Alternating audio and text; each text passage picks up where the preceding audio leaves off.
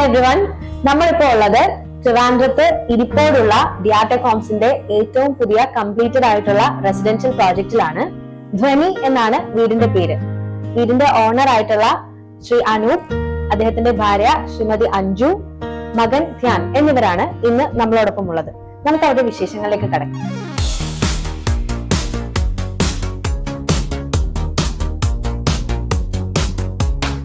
Hi, ഞാൻ അനു. ഞാൻ techno പാർക്കിൽ ഇവോ എന്ന് പറയുന്ന കമ്പനിയിൽ വർക്ക് ചെയ്യുന്നു. ഇത് എൻ്റെ വൈഫ് അഞ്ജു, മകൻ ധ്യാൻ, 5ാം ക്ലാസ്സിൽ പഠിക്കുന്നു. വൈഫും ടെക്നോ പാർക്കിൽ ക്യൂബോസ് എന്ന് പറയുന്ന കമ്പനിയിൽ വർക്ക് ചെയ്യുകയാണ്. വളരെ മനോഹരമായിട്ടുള്ള ഒരു വീടാണ് പണി കഴിപ്പിച്ചിരിക്കുന്നത്. എത്ര നാളായിട്ട് ഇങ്ങനെ വീട് പണിയണമെന്നുള്ള ഒരു ആഗ്രഹം മനസ്സിലുണ്ട്?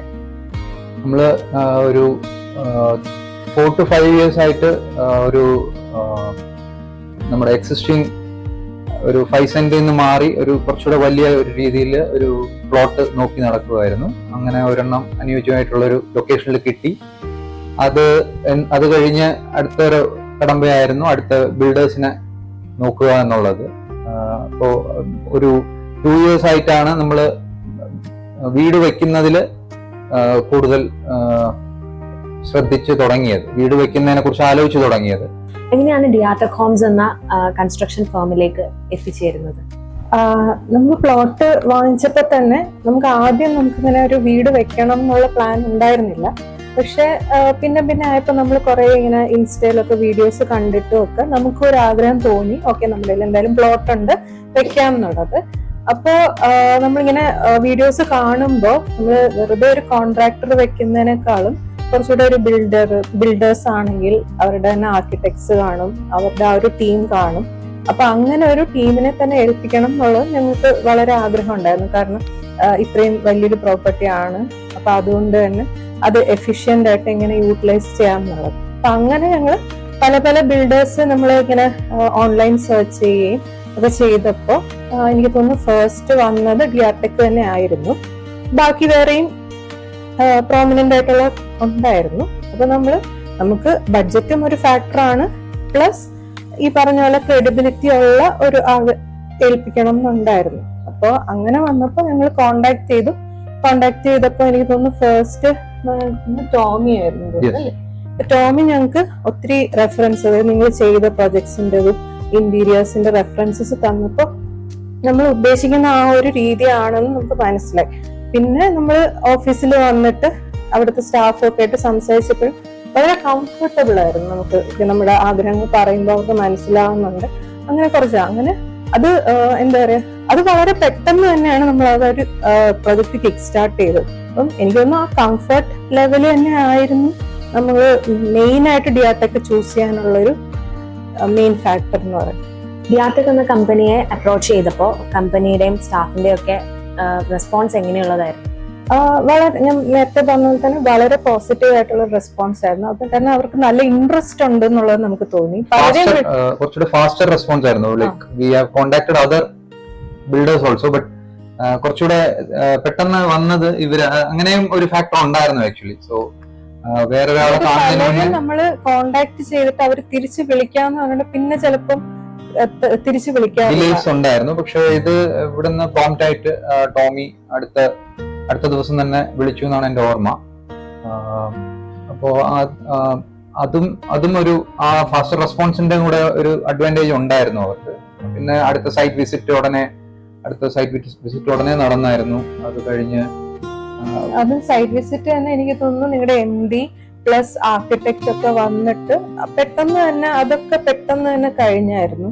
പിന്നെ ഈ പറയുന്ന പോലെ ബിൽഡിങ്ങിന്റെ സാങ്ഷൻ എടുക്കാനാണെങ്കിലും ഒക്കെ നമ്മൾ ഒത്തിരി അങ്ങനെ ഇൻവോൾവ് ചെയ്യേണ്ടി വന്നിട്ടില്ല. അത് ഫസ്റ്റ് ഇനീഷ്യൽ സ്റ്റേജ് എല്ലാം വളരെ സ്മൂത്ത് തന്നെയായിരുന്നു.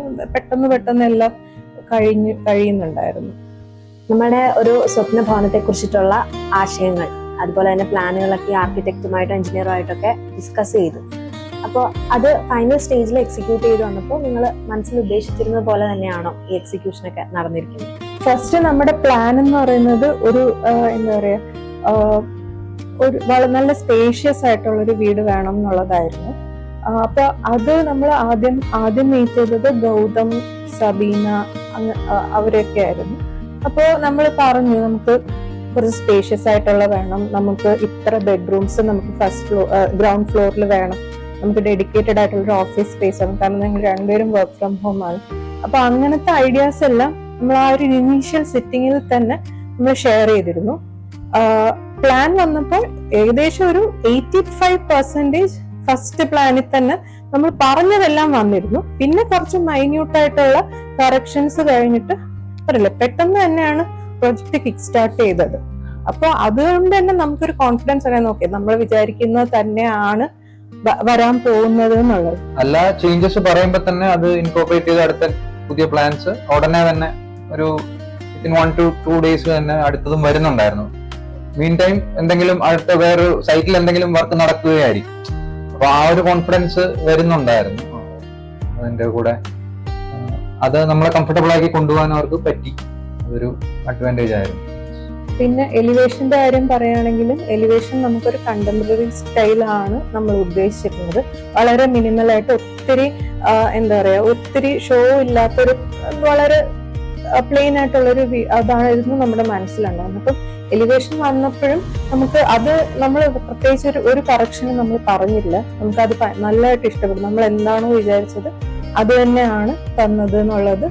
വീടിന്റെ ഒരു കൺസ്ട്രക്ഷന്റെ പല സ്റ്റേജസിലും എഞ്ചിനീയേഴ്സിന്റെയും ആർക്കിടെക്ട്സിന്റെ ഒക്കെ ഒരു അപ്രോച്ച് വളരെ സപ്പോർട്ടീവും കോപ്പറേറ്റീവും ആയിരുന്നു. നമുക്ക് സൈറ്റ് എഞ്ചിനീയർ മെർലിൻ വളരെ ഹെൽപ്ഫുൾ ആയിരുന്നു. ആദ്യം മുതലേ നമ്മൾ പറയുന്ന ഇപ്പൊ എന്തെങ്കിലും നമ്മുടെ സൈഡിൽ നിന്ന് സൈറ്റിൽ വേണ്ട കാര്യങ്ങളിൽ പുള്ളി നമ്മൾ ഒരു കസ്റ്റമർ എന്നുള്ള രീതിക്ക് നമ്മൾ എക്സ്പെക്ട് ചെയ്യുന്ന രീതിയിൽ പറ്റത്തില്ല എന്നുണ്ടെങ്കിൽ ആദ്യമേ ആ ഒരു ഇത് നമ്മളെ അറിയിച്ച് അത് പറ്റത്തില്ല, അല്ലെങ്കിൽ മെയിൻ്റനൻസ് കൂടുതലായിരിക്കും, കോസ്റ്റ് കൂടുതലായിരിക്കും എന്നുള്ള കാര്യങ്ങളൊക്കെ പുള്ളി നമ്മളെ പറഞ്ഞ് മനസ്സിലാക്കി തരുമായിരുന്നു. അത് പല ഘട്ടത്തിലും അത് നമ്മളെ ഹെൽപ്പ് ചെയ്തിട്ടുമുണ്ട്. നമ്മൾ ആ ഡിസിഷൻ മാറ്റി വേറൊരു പോയതിൽ ഇപ്പോ ആക്ച്വലി നോക്കുമ്പോൾ അത് ആ പറഞ്ഞത് കറക്റ്റ് ആയിരുന്നു എന്നുള്ളത് വരുന്നുമുണ്ട്. വേറെ ഇപ്പോ ഗൗതമാണ് നമുക്ക് മെയിൻ ആയിട്ട് ആർക്കിടെക്റ്റ് ആയിട്ടുണ്ടായിരുന്നത്.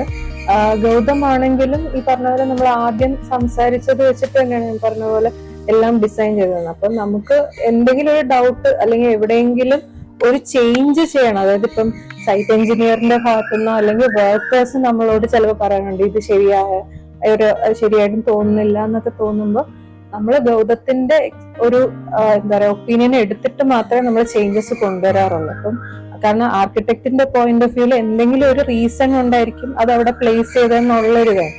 അപ്പൊ അങ്ങനെ നമ്മൾ ഡൗട്ട്സ് ചോദിക്കുമ്പോൾ ഗൗതം വളരെ പോസിറ്റീവായിട്ട് അതിൽ നമ്മളടുത്ത് റിപ്ലൈ ചെയ്യാറുണ്ടായിരുന്നു. അപ്പോ അങ്ങനെ വെച്ച് നോക്കുമ്പോൾ സൈറ്റ് എഞ്ചിനീയറും ആർക്കിടെക്റ്റും ഒക്കെ വളരെ സപ്പോർട്ടീവ് ആയിരുന്നു. വീട് പണിയാനായിട്ട് പ്ലാൻ ചെയ്യുന്ന ഫ്രണ്ട്സോ ഫാമിലി ഫ്രണ്ട്സോ ഒക്കെ ഉണ്ടെന്നുണ്ടെങ്കിൽ അവർക്ക് ഡിആർടെക് ഹോംസിനെ നിങ്ങൾ സജസ്റ്റ് ചെയ്യുന്നു?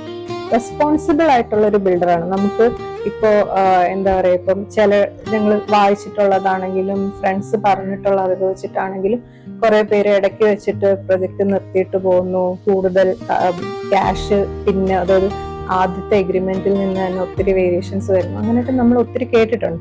അങ്ങനെയുള്ള ഒരു കാര്യവും നമ്മൾ ഡിആർടെക്കിൽ ഫേസ് ചെയ്തിട്ടില്ല. മോന് ഈ വീട്ടിലെ ഏറ്റവും ഇഷ്ടപ്പെട്ട സ്പേസ് ഏതാണ്? പിന്നെ ഹോളിൽ TV ഉണ്ട്, നല്ല ഫണ്ണാണ്.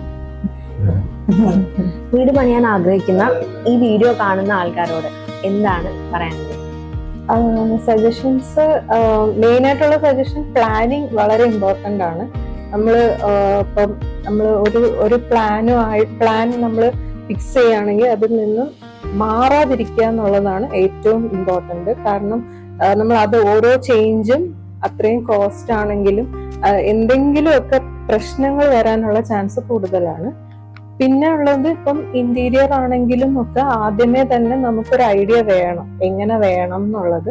അതിനെ ബേസ് ചെയ്തിട്ടാണ് നമ്മൾ പ്ലാൻ ചെയ്യുന്നതെങ്കിൽ നമ്മൾ ഉദ്ദേശിക്കുന്ന ഒരു ഔട്ട്പുട്ട് നമുക്ക് കിട്ടും. നമ്മൾ ഇന്റീരിയർ ഒക്കെ പിന്നെയാണ് ചെയ്യാന്ന് വിചാരിക്കുകയാണെങ്കിൽ പിന്നെ നമുക്ക് ആ സ്പേസസ് പിന്നെ കണ്ടെത്തുക എന്നുള്ളത് ഭയങ്കര ബുദ്ധിമുട്ടായിരിക്കും. അപ്പം ഇതൊക്കെ ആദ്യമേ മനസ്സിലുണ്ടായിരുന്നിട്ട് വേണം നമ്മൾ തുടങ്ങാനായിട്ട്.